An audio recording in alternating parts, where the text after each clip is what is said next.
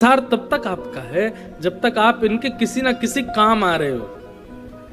पर आप हमें एक बात बताओ, ठाकुर जी आपसे प्रेम करें, आप क्या काम आते हो ठाकुर जी के? त्रिलोकी को चलाने में आप कोई सहायता करते हो, या भगवान के आभूषण आपने बनाए हैं, या ठाकुर जी की रोटी आप नहीं खिलाओगे तो क्या ठाकुर जी भूखे रहेंगे? आप किस काम के हो ठाकुर जी के? किसी काम के नहीं है, लेकिन फिर भी हम आप सबके घर में ठाकुर जी बैठे हैं। क्यों? क्योंकि वो अकारण प्रेम करते हैं, कोई कारण से प्रेम नहीं करते ठाकुर जी। घरों में शादी होती है महाराज, लोग 3 दिन के लिए घर में ठाकुर जी को बंद करके चले जाते हैं। अपने बच्चा को बंद कर जाओ, जाओगे? कभी नहीं जा सकते। लेकिन ठाकुर जी कुछ नहीं कहेंगे, चुपचाप मंदिर में बैठे रहेंगे। कभी कभी कईयों के घरों में चूहा भी कूद जाते हैं ठाकुर जी के ऊपर, बेचारे तब भी वही बैठे रहते हैं। कभी कभी भोजन में घर के लोगों को प्याज लहसुन के बिना स्वाद नहीं आता तो ठाकुर जी को चना चनौरी खवा देते हैं, प्याज लहसुन का इनका भोग तो लगेगा नहीं। एक घर में तो विचित्र ही हो गया, ठाकुर जी को बेचारे सुबह दोपहर शाम दूध और रोटी खिलाते। मैंने कि आप सब्जी क्यों नहीं खिला? वो हमारे यहाँ तो महाराज जी प्याज डलती है ना। अरे मैंने कि बेचारे भगवान को आप घर में नहीं रखोगे तो त्रिलोकी में प्रलय आ जाएगी ना। मैंने काय को धर रखे हैं घर में जब इतनी सेवा नहीं कर सकते? तो मीराबाई सत्य कहती हैं, गिरधर जन्म जन्म रा साथी। वो कभी नहीं छोड़ते आपको, आप चाहे कितने पतित हो जाओ। इस संसार में प्रेम केवल कृष्ण कर सकते हैं और कोई नहीं, क्योंकि आप उनके किसी लायक नहीं हो, लेकिन फिर भी आपके साथ रहते हैं।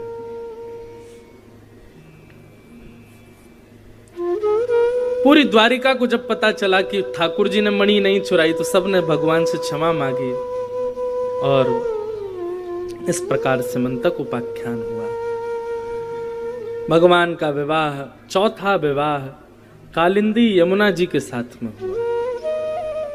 बंधुओं, ये ठाकुर जी के जो विवाह हो रहे हैं ना, ये अष्ट विवाह जो है ना, पहले के 8 पटरानियां भगवान की, ये पृथ्वी, जल, अग्नि, वायु, आकाश, मन, बुद्धि और अहंकार, ये भगवान के 8 पत्नियां हैं। ठाकुर जी ने किसी स्त्री विशेष से ब्याह नहीं किया, इन 8 प्रकृतियों को ही स्त्री रूप में स्वीकार किया ठाकुर जी, जो कि ठाकुर जी ने ही बनाई है। पृथ्वी, जल, अग्नि, वायु, आकाश, मन, बुद्धि, अहंकार, ये सब भगवान ने बनाए हैं। उन्हीं से ठाकुर जी ने विवाह किया। 16,100 राजकुमारियां कौन है? बोले भौमासुर नाम का एक राजा था, उसने 16,000 राजकुमारियों को बंदी बना रखा था। 20,000 पूर्ण होने पर एक साथ सबसे जबरदस्ती ब्याह करने वाला था। 16,100 रानियों ने भगवान को पत्र लिखा, ठाकुर जी उनकी रक्षार्थ गए, भौमासुर का वध किया, उनको मुक्त किया और सबसे कहा जाओ अपने अपने घर जाओ। तब 16,100 रानियों ने ब्रह्मा से प्रार्थना की, भूयात पतिर में मह्यम, कि हे नाथ, अब घर वाले हमको स्वीकार कर भी लेंगे तो उनके मन में एक दोष बुद्धि रहेगी हमारे प्रति कि हम कहाँ रह के आई हैं। हमारा किसी से ब्याह भी करा देंगे तो पति हो या परिवार हो, वो सब हमको ताने देंगे, अरे तुम तो भौमासुर के यहाँ बंदी थी। पूरा जीवन ऐसे लांछन लेकर के तो नहीं जी पाएंगी ठाकुर जी हम। भगवान बोले तो फिर क्या चाहती हो? बोले आप ईश्वर हो, आप एक करो, लाख विवाह करो, आप तो लाखों के साथ एक ही समय पर रह सकते हैं, आप हमको स्वीकार करो। तब भगवान ने 16,100 रूप धारण किए और 16,100 कन्याओं के साथ विवाह किया। बोलो द्वारिकाधीश की। इस प्रकार ठाकुर जी के 16,108 विवाह हुए। भगवान समस्त पटरानियों के साथ, देखो ब्याह हो रहा है, बाहर नगाड़े भी बज रहे हैं। ये देखो, ये कोइंसिडेंस जब मिले तो समझना ठाकुर जी कथा स्वीकार कर रहे हैं। हम तो यहाँ ब्याह कर रहे हैं लेकिन नगाड़े अपने आप ही बजवा रहे। ठाकुर जी मानो कह रहे हो हाँ सही में मेरा ब्याह है। कथा प्रचलित, कथा में जो कहा जा रहा है वो यथावत हो रहा है। भगवान के 16,108 ब्याह हुए। बंधुओं, ठाकुर जी ने 16,108 ब्याह किए, हम 2-4 कर लें तो क्या बुराई, हम भी तो उनके अंश हैं। ऐसी बुद्धि रखने वाले लोग, ये दुष्ट बुद्धि है। आपको अपना फायदा जहां दिख रहा है, आप उस फायदे को देख करके ठाकुर जी के पद चिन्हों पर चलना चाहते हो। भगवान ने गिरिराज जी उठाए, आप 20-25 किलो का एक पत्थर ही उठा के दिखा दो। ठाकुर जी 6 दिन के थे, पूतना के पयोधर के विष को पी गए, आप एक बूंद विष जीभ पर रख के ही दिखा दो। भगवान 2 बार अग्नि का पान कर गए वृंदावन में, आप करके दिखा दो। कालिया नाग के फणों पर नृत्य किया, आप कोबरा पकड़ के दिखा दो। अगर ठाकुर जी के पद चिन्हों पे चलना ही है तो ठाकुर जी ने बहुत सी लीलाएं की हैं। कुब्जा 3 जगह से कमर टेढ़ी थी, सीधी कर दी, आप करके दिखा दो। कर्तुम अन्यथा कर्तुम समर्थ ईश्वर, वो ईश्वर हैं और ईश्वर सर्व समर्थ है। बताते हैं नारद जी भगवान की दिनचर्या का दर्शन करने आए कि देखूं तो सही ठाकुर जी कौन सी पत्नी के साथ ज्यादा समय रहते हैं। तो नारद जी की बुद्धि घूम गई, क्योंकि द्वारिका में 16,108 महल हैं सारी पत्नियों के, और एक समय पर हर पत्नी के साथ ठाकुर जी लीला कर रहे हैं। एक ही समय पर 16,108 रूप धारण करके ठाकुर जी सबको प्रायोरिटी दे रहे हैं। एक भी पत्नी ऐसी नहीं जो कह दे कि मेरे पास ज्यादा रहते हैं, नहीं, सबके पास रहते हैं। ठाकुर जी सर्व समर्थ हैं, इसलिए वो कर सकते हैं। और बहुत अच्छी बात है, राम जी ने जो किया है वो करो, पर हमारे ठाकुर जी जो कहते हैं वो करो। आप कृष्ण की लीला का अनुकरण शब्द के रूप में कर सकते हो, पर उनके पद चिन्हों पे नहीं चल पाओ। कृष्ण की लीला श्रवणीय है और राम की लीला करणीय है। कृष्ण की लीला अनुकरणीय नहीं, कर नहीं पाओगे आप। इसलिए केवल कृष्ण की वाणी को ही अपने जीवन में उतारो। भगवान ने 16,108 विवाह किए और सबके साथ ठाकुर जी एक साथ एक ही समय पर निवास करते हैं। आगे फिर भगवान की दिनचर्या बताई गई।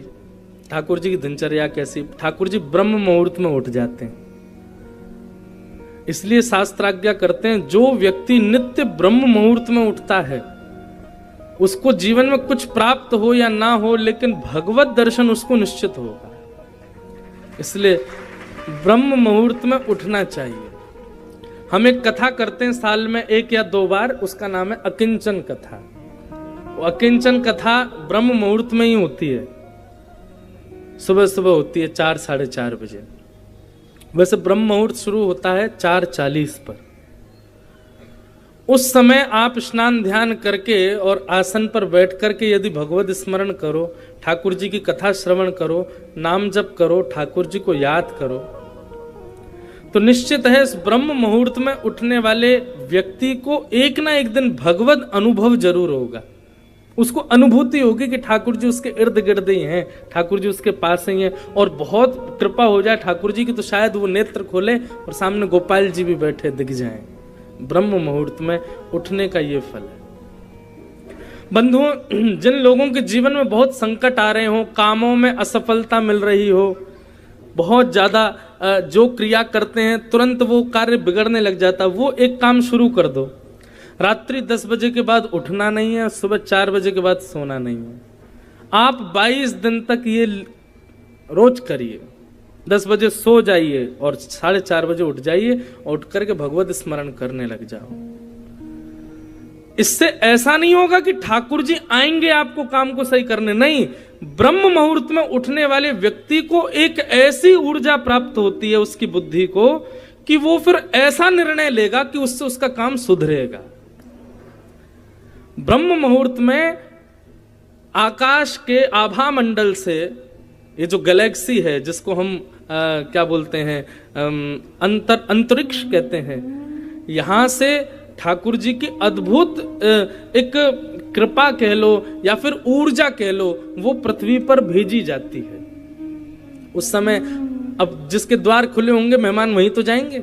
हम सबके आंख बंद हैं, खर्राटे मार रहे हैं, कान बंद है, तो ऊर्जाएं ऊपर से घूम घाम के चली जाती हैं। लेकिन उस समय यदि कोई जागृत अवस्था में हो और उन ऊर्जाओं को स्वीकार करे, तो वो ऊर्जा ऐसा नहीं कि ये कोई टोना टोटका नहीं है कि आपके काम बन जाएंगे। आपको बुद्धि ऐसी प्राप्त होगी, आपको निर्णयात्मक ऐसी बुद्धि मिलेगी कि आप उस कार्य को सफल कर पाओगे। क्यों कहते हैं बच्चों को सुबह उठ करके सुबह सुबह पढ़ो, ब्रह्म मुहूर्त में पढ़ो? क्यों? उस समय बुद्धि जो होती है ना, उसको ऐसी ऊर्जा मिलती है कि उस समय वो जो याद करेगा, जो पढ़ेगा, जो करेगा, वो सफलदायक ही होगा। इसलिए कई लोग हमारे पास मिलने आते हैं, वो यही आज भी एक का प्रश्न है कि मैं सफल कैसे हूं। ब्रह्म मुहूर्त में उठना प्रारंभ कर दो, 1 महीना तक उठते रहो, लेकिन शर्त यह है फिर बिस्तर पे नहीं जाना है। 4 बजे उठ गए, 4:30 बजे तक बैठे, फिर सो गए, नहीं। फिर तो वस्त्र आदि सब बदल गए, स्नान ध्यान हो गया, फिर उसके बाद में कुछ और ही करो, फिर सोना नहीं।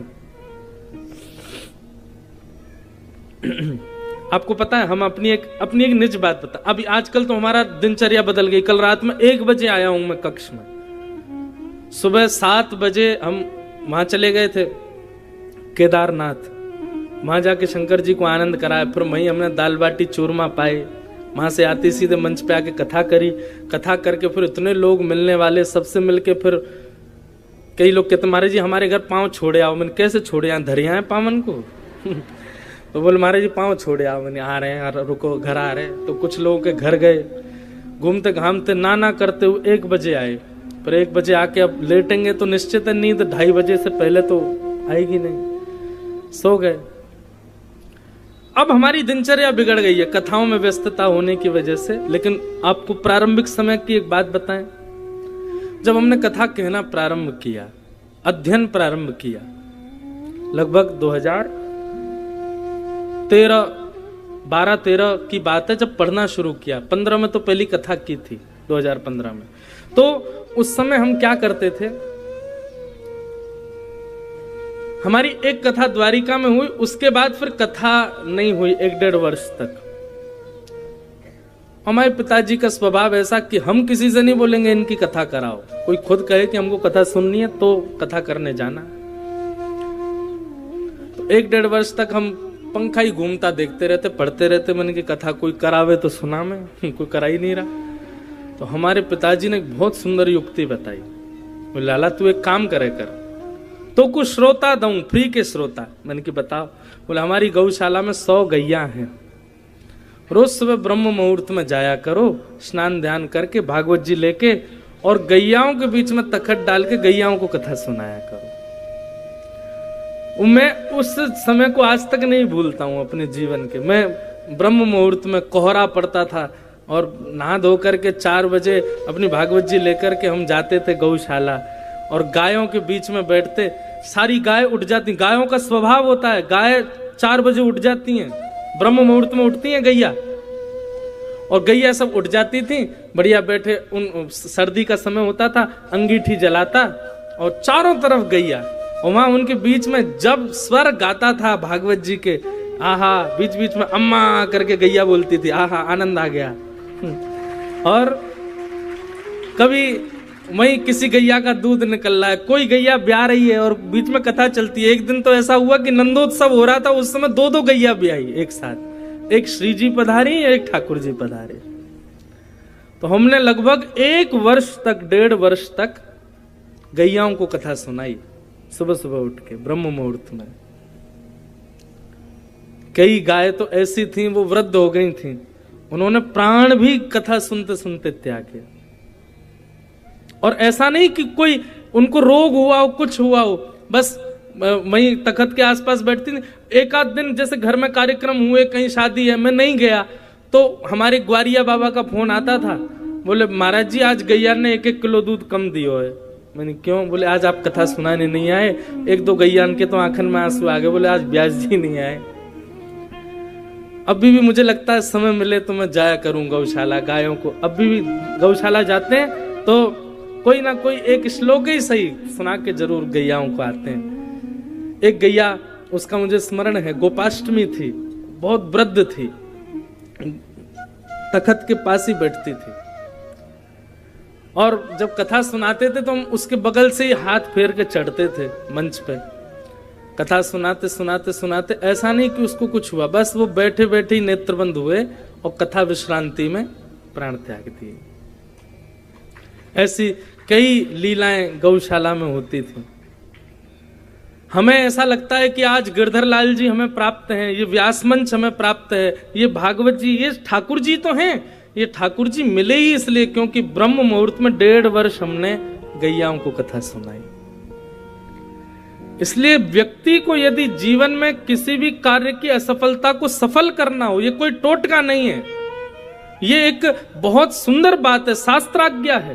ब्रह्म मुहूर्त में उठना प्रारंभ कर दो और उठ करके स्नान ध्यान करके गौ सेवा, ठाकुर सेवा, नाम जप सेवा, कुछ भी इस प्रकार की सेवा प्रकल्प करो,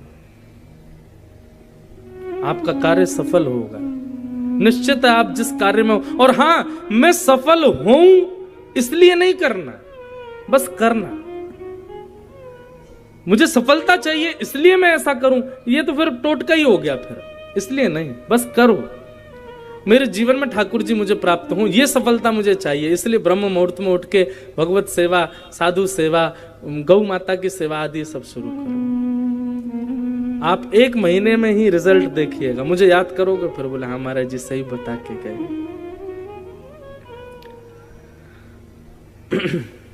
तो भगवान की दिनचर्या बताई। ठाकुर जी ब्रह्म मुहूर्त में उठ जाते हैं और उठ के स्नान ध्यान करके ठाकुर जी द्वारिका की अटारी पर बैठ करके अपने भक्तों का स्मरण करते हैं। तत्पश्चात ठाकुर जी पांचजन्य शंख का नाद करते हैं और शंख नाद करने से ही पूरी द्वारिका उठ जाती है।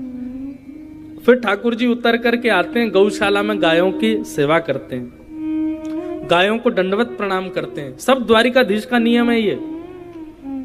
अच्छा, आज भी द्वारिका में अगर आप द्वारिकाधीश जी का दर्शन करो तो द्वारिकाधीश नित्य त्रिकाल संध्या करते हैं।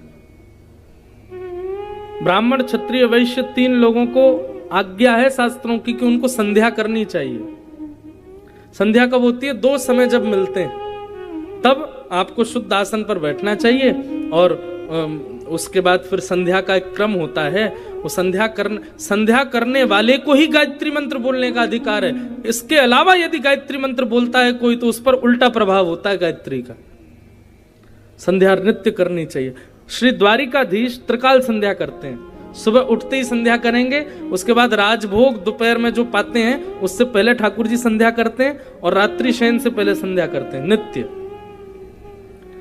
हम लोगों की संध्या छूट जाती है लेकिन द्वारिकाधीश आज भी त्रिकाल संध्या करते हैं। भगवान गौ सेवा करते हैं। गौ सेवा के बाद ठाकुर जी फिर घर आके बाल भोग पाते हैं। बाल भोग लेके फिर स्वधर्मा सभा में बैठते हैं, द्वारिका के लोगों के कष्ट दुख सुनते हैं। फिर ठाकुर जी उसमें योजनाएं बनाते हैं, फिर राजाओं से भेंट करते हैं। फिर उसके बाद राजभोग ठाकुर जी पत्नियों के साथ बैठ के राजभोग करते हैं। फिर ठाकुर जी वन भ्रमण के लिए जाते हैं, द्वारिका भ्रमण करके शाम को लौट करके आते हैं। फिर किसी मंदिर में ठाकुर जी का न्योता होता है, उस मंदिर में ठाकुर जी स्वयं जाके अपनी विग्रह की आरती करते हैं, अपनी विग्रह की अपने आप आरती करते हैं। बंधुओं, ठाकुर जी की आरती का दर्शन करने का फल शास्त्रों में कहा गया कितने कोटि तीर्थों के जलों में स्नान का पुण्य मिलता है। जब ठाकुर जी की आरती हो रही हो उस समय आप दर्शन करो।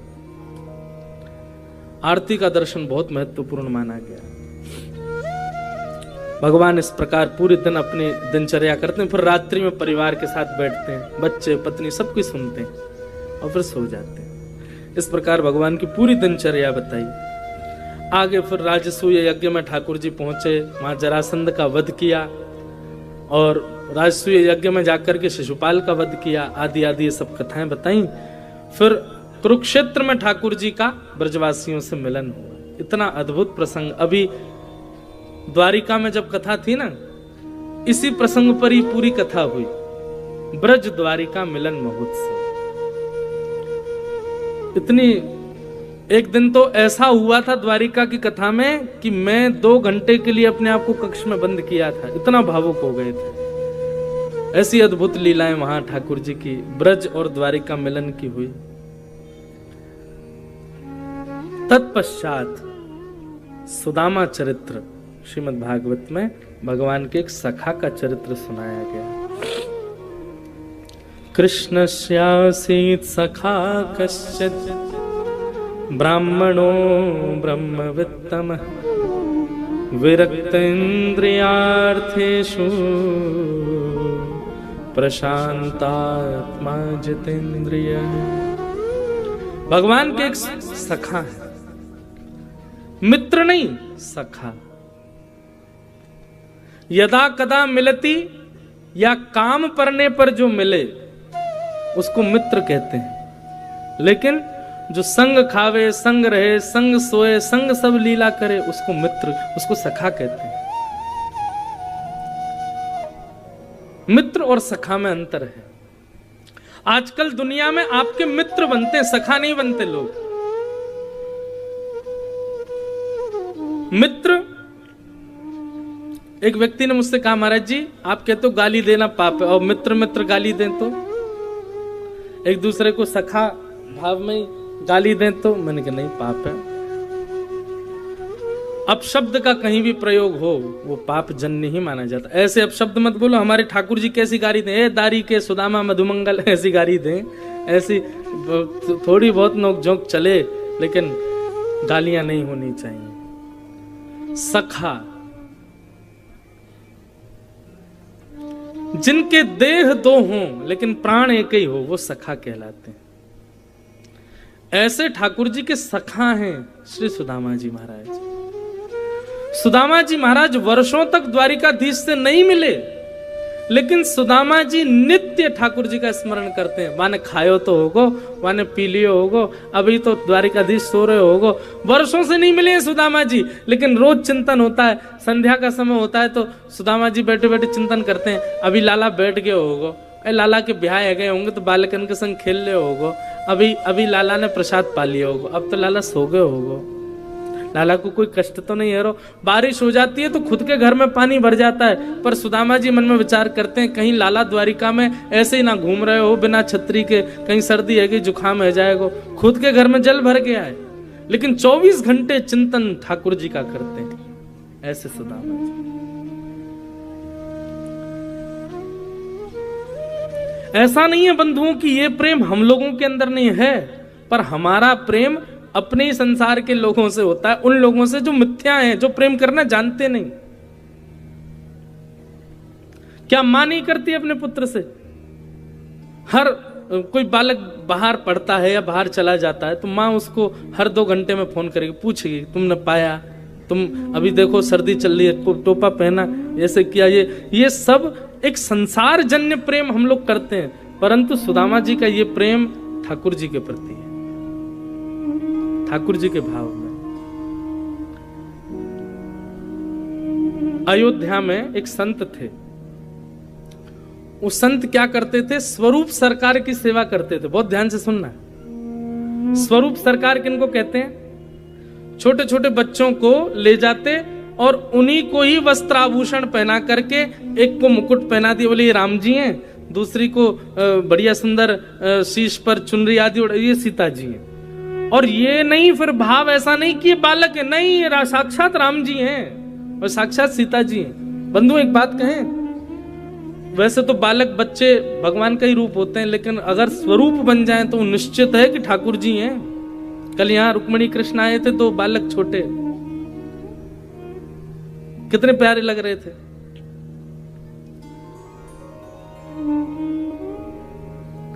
एक बार वृंदावन की एक घटना सुनाऊं, स्वरूप सरकार की।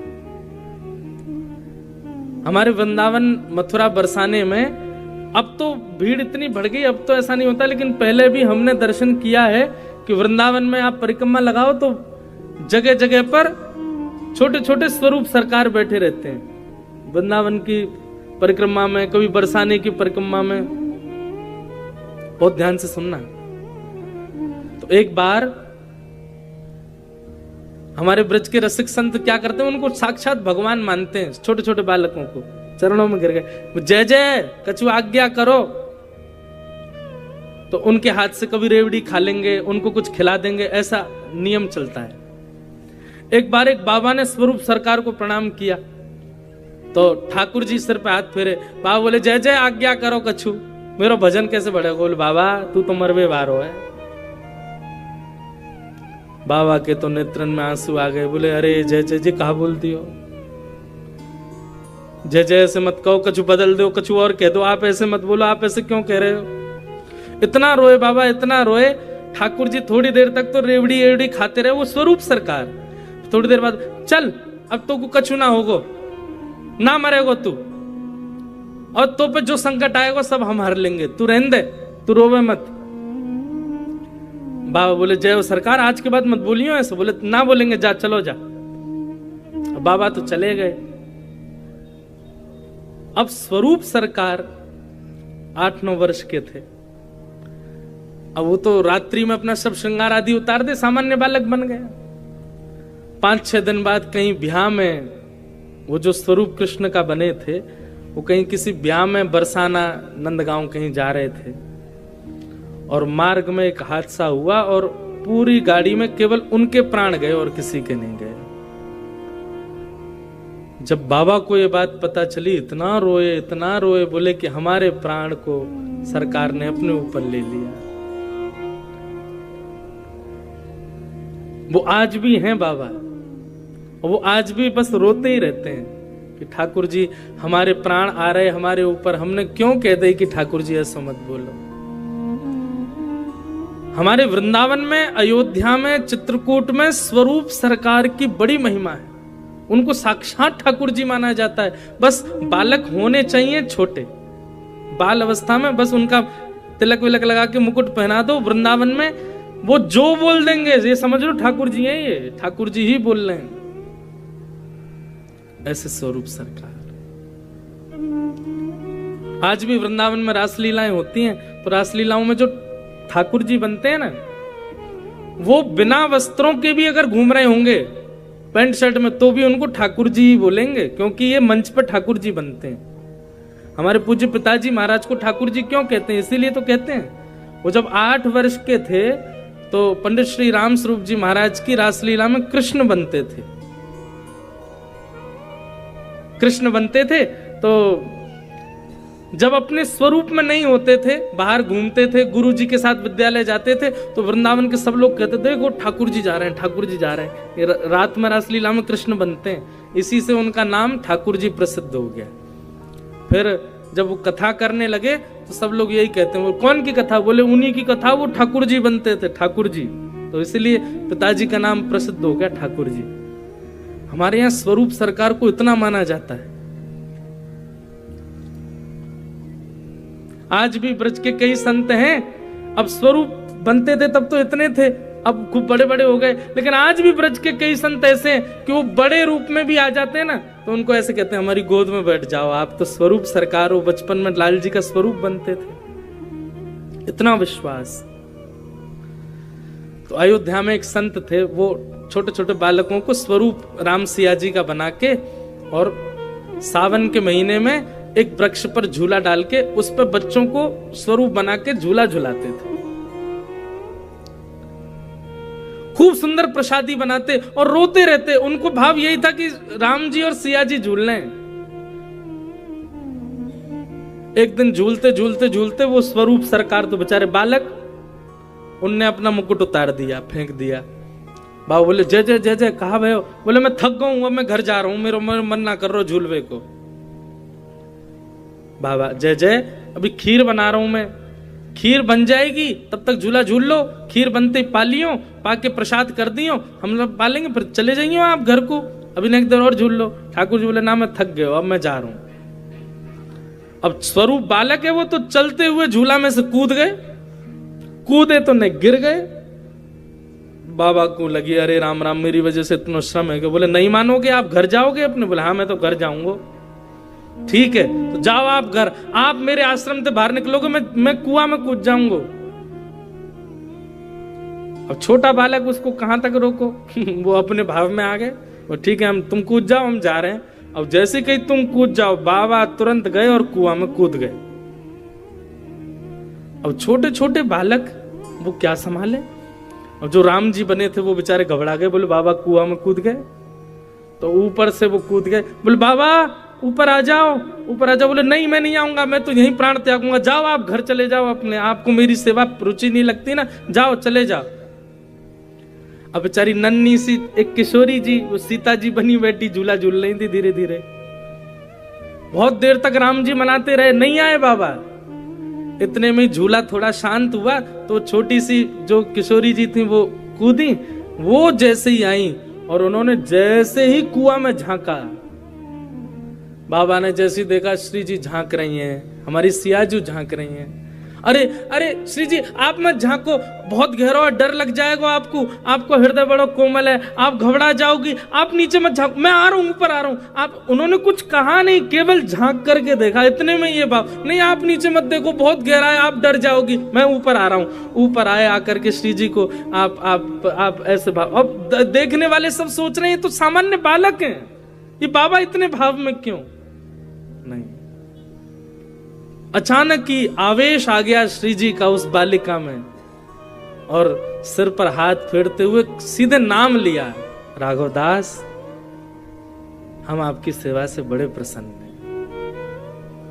उस बालिका के माता पिता अचंभित, ये कैसे बोल सकती है ऐसे, इसको इतनी शुद्ध हिंदी कहां आती बोलनी? पर एक क्षण के लिए आवेश आ गया श्री जी का, विश्वास। ऐसे स्वरूप सरकार, ऐसी भक्ति है श्री सुदामा जी की। सुदामा जी मिलने नहीं जाते हैं द्वारिकाधीश से, पर दूर बैठे बैठे चिंतन उन्हीं का ही करते रहते हैं। वर्षा हो जाए तो ये सोचते हैं लाला ने पतोना छतरी लगाई होगी कि नहीं, सर्दी हो जाए लाला पतोना कंबल ओढ़ो होगो कि नहीं। ऐसी भक्ति श्री सुदामा जी की, ऐसे सखा हैं श्री सुदामा जी।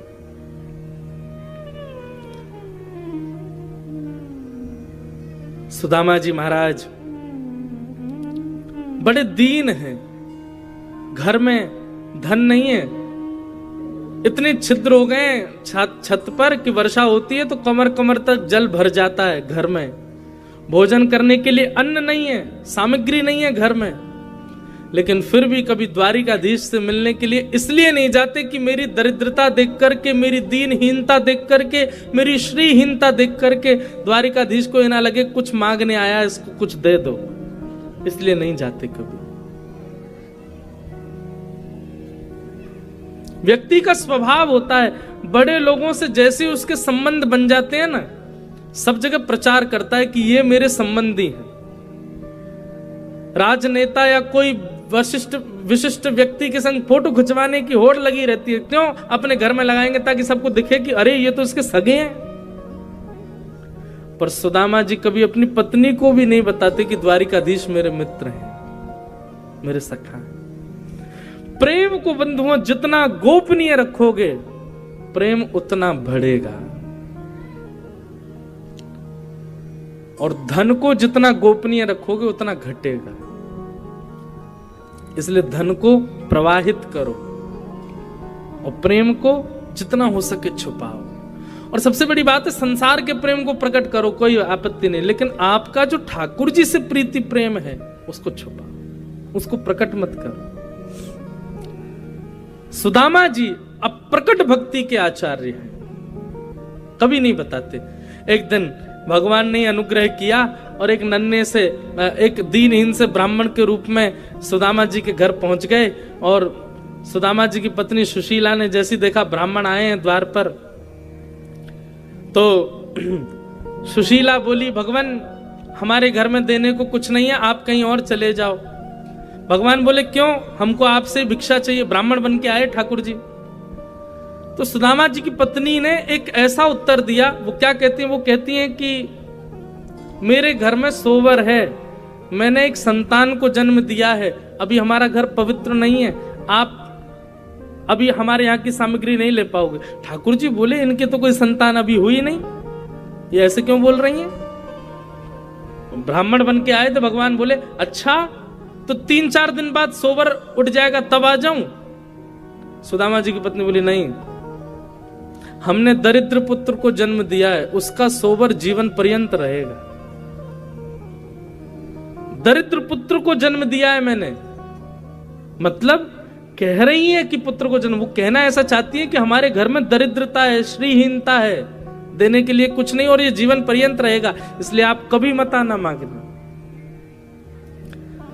तब भगवान जो ब्राह्मण के रूप में गए थे, उन्होंने कहा, अरे सुशीला तुम बड़ी भोली हो, तुमको नहीं पता द्वारिकाधीश को जानती हो? सुशीला बोली, उनको कौन नहीं जानता, पूरे विश्व के राजा भगवान है साक्षात।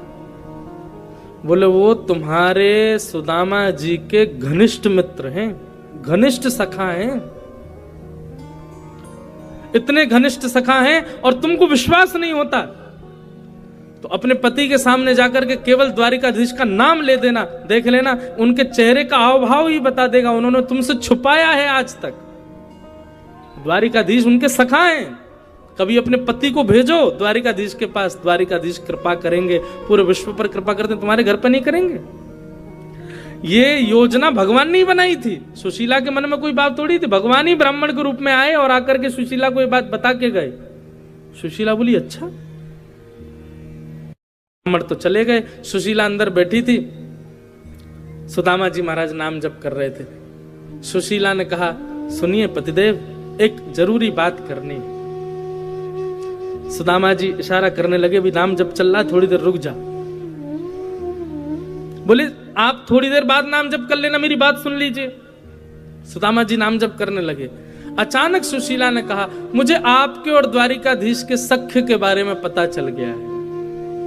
ये बात कहते ही सुदामा जी के हाथ से माला अपने आप छूट गई, नेत्रों से आंसू गिर गए। ब्राह्मण ने कहा था कि सुदामा जी का मुख ही बता देगा कि उन्होंने ये बात छुपाई है आपसे। सुशीला ने जब नेत्रों में अश्रु देखे और सुदामा जी की स्थिति देखी, वो समझ गई कि ब्राह्मण सत्य कह के गया। भगवान आप क्यों ऐसा कर रहे हैं? द्वारिकाधीश आपके सखा हैं, वो पूरे विश्व का भरण पोषण करते हैं। आपने कभी मुझे नहीं बताया, कभी उनके पास नहीं गए, आज तक मुझे लेकर के नहीं गए, क्यों? आपको अच्छा लगता है बच्चे भूखे सोते हैं, हमारे घर में 4-4 दिन तक भोजन नहीं बनता। सब पर कृपा करने वाले द्वारिकाधीश आपके सखा हैं, आप इस बात को छुपाए बैठे। सुदामा जी महाराज बोले देवी बस इसी भय से मैं कभी नहीं बताता था, क्योंकि अगर मैंने कभी बताया तो तुम यही सब बोलोगी कि उनके पास चलो, उनसे मांग के आएंगे, वो थोड़ी कृपा करेंगे, हमारा घर संवर जाएगा, बच्चों को भोजन मिल जाएगा, घर में सामग्री आ जाएगी। ये सख्यता का उपहार मांगने जाऊं मैं कृष्ण से कि मेरे घर की सारे आर्तों को दूर कर दो? मैं काय बात का सखा फिर? मैं इसी भय से तुमको नहीं बताता था, क्योंकि तुम मांगने को ही कहोगी। और मेरा सख्य ऐसा नहीं कि मैं कृष्ण को ये कहने जाऊं कि मेरे घर में ये भरण पोषण कर दो या ये कर दो, और मैं कुछ ना भी कहूंगा, वो अंतर्यामी है, देख करके समझ जाएगा, फिर दे देगा, तो मुझे ऐसा लगेगा कि मैंने अपनी सख्यता को निभाया नहीं। कष्ट पड़ने पर, विपत्ति पड़ने पर मैंने उनको याद किया। मैं विपत्ति सह लूंगा, कष्ट सह लूंगा, लेकिन मेरी दरिद्रता को वो पूर्ण करे, आकर के मेरे आर्तों को पूर्ण करे, इसलिए मैं उनके पास नहीं जाऊंगा। और इसलिए मैं किसी को बताऊंगा भी नहीं कि वो मेरे सखा हैं। मुझे इतनी कामना नहीं है उनसे। संसार में बंधुओं कोई भी ऐसा व्यक्ति है जो आप श्रेष्ठ हो गए हो और आपसे बिना किसी कारण से जुड़ा हो? नहीं, सबका कारण है।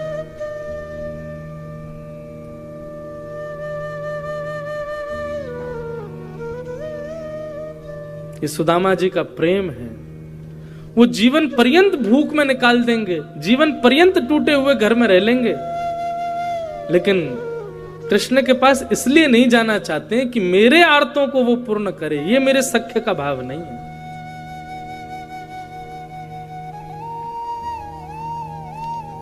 आज द्वारिकाधीश यानी सोने की नगरी में रहते हैं। द्वारिकाधीश के बच्चे यदि 56 भोग पाते हैं तो ये सुदामा जी की देन है द्वारिकाधीश को। कैसे? जब दोनों कृष्ण और सुदामा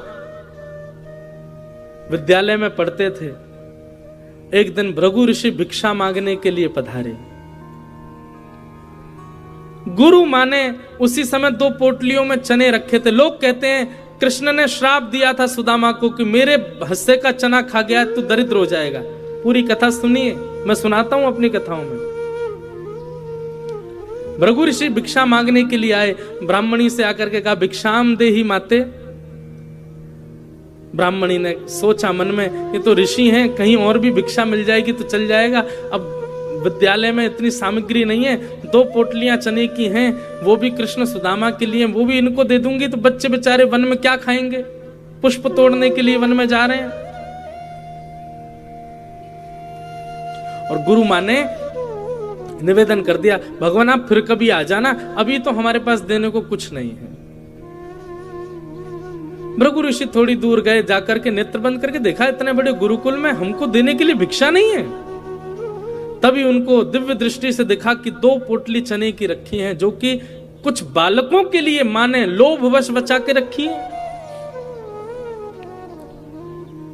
श्राप दे दिया भृगु ऋषि ने, मां जिन बालकों के लोभ में आकर के तुमने, मोह में आकर के मुझे भिक्षा देने से मना किया है ना, मैं श्राप देता हूं, इन चनों को वो बालक खाएंगे, इन चनों को खाते ही वो श्रीहीन हो जाएंगे, लक्ष्मी चली जाएगी उनके घर से। सुदामा जी वहीं एक वृक्ष के नीचे बैठ करके तुलसी तोड़ रहे थे और सुदामा जी ने यह श्राप सुन लिया कि भृगु ऋषि ने श्राप दिया है, उन चनों को जो पाएगा वो श्रीहीन हो जाएगा। दौड़ करके आए, देखा कि कहां है चने, किसके लिए चने। तभी जैसे ही सुदामा जी आए दौड़ते हुए, हाँफते हुए, तुरंत मां ने आकर के, सुदामा मैं तुझे ही ढूंढ रही थी, ये ले, ये चने की पोटली है, ये एक तेरी है, कन्हैया की है, और उसको खिला देना, मैंने उसको भी बता दिया है, तुम दोनों